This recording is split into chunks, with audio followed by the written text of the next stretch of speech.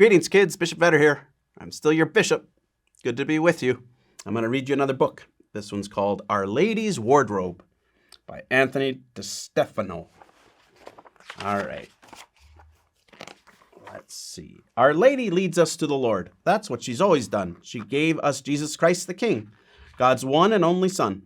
But when Our Lady lived on earth, humble, meek, and poor, all her clothes could fit inside a tiny little drawer. So visiting her cousin's house, the handmaid of the Lord could only wear a handmaid dress tied with a simple cord. But now in heaven, Mary has a mansion by the sea with a wardrobe filled with clothes of great variety. And when she sometimes visits us, she picks her clothes with care. According to her travel plans, she chooses what to wear. On Mount Carmel, she held her son, all dressed in tan and brown. She clasped a tiny scapular and wore a golden crown. There she is. She formed a great community that still exists today, holy monks and holy nuns who serve the poor and pray. In Guadalupe, Mexico, her dress was tinted red. Her turquoise veil with yellow stars flowed down from Mary's head. She put some roses in a cloak, arranged them lovingly, and left her sacred image there, magnificent to see. In Paris, standing on a globe and clad in blue and white, her hands stretched out. From her rings came dazzling rays of light. She asked to have a medal made and worn by everyone.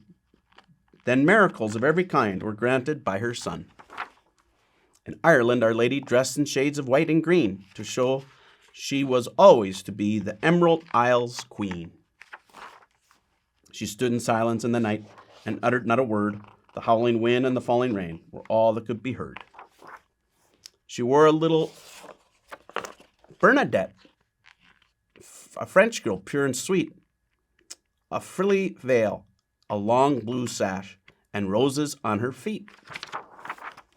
She came from out of a grotto, and the little French girl kneeled.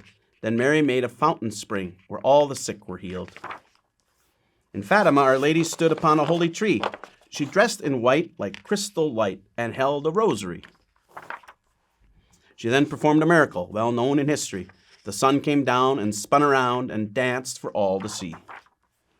No matter what Our Lady does or where Our Lady goes, she always takes the time to wear the most amazing clothes. Her clothes are proof that heaven is a truly wondrous place, a land of beauty, life, and love, and joy, and truth, and grace. The Queen of Angels smiles now in heaven up above. Her face is so delightful and her heart full of love. She stands there shining like the sun in robes of blue and red, a crown of 12 and bright sparkling stars she wears upon her head.